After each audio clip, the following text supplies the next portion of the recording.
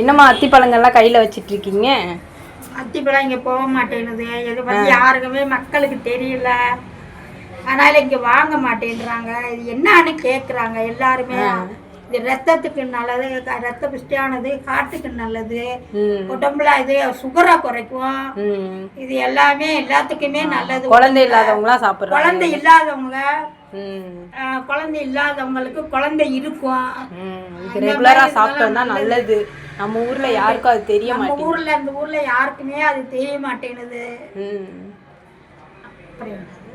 தெரிய மாட்டேங்குது. இந்த பழத்தோட மகிமை தெரியல. அவ்வளோ சாப்பிட்றதுக்கு அவ்வளோ நல்லா இருக்கும். ஜூஸ் போட்டு குடித்தாலும் டெய்லி ஒரு பழம் உடம்பு ரத்தமே இல்லாததுக்கு ரத்தம் நல்லா ஊறும். உடம்புக்கு அவ்வளோ நல்லது. இந்த பழத்தோட மகிமை யாருக்குமே இங்கே தெரியல. நம்ம சாம்பல் போட்டிருக்கனால இந்த கலர்ல தெரியுது. நம்ம இயற்கை விவசாயம் பண்ணி சாம்பல் போட்டிருக்கனால தெரியுது. ஆனால் பழம் கழுவுனா நல்லா நல்லா டார்க் ரெட் கலர்ல ஒரு பழம் ஒன்று தெரிய மாட்டேங்குது. நான் பார்சலுமே போட்டு பார்த்தாலும் நிறைய பேர் நம்ப மாட்டேங்கிறாங்க.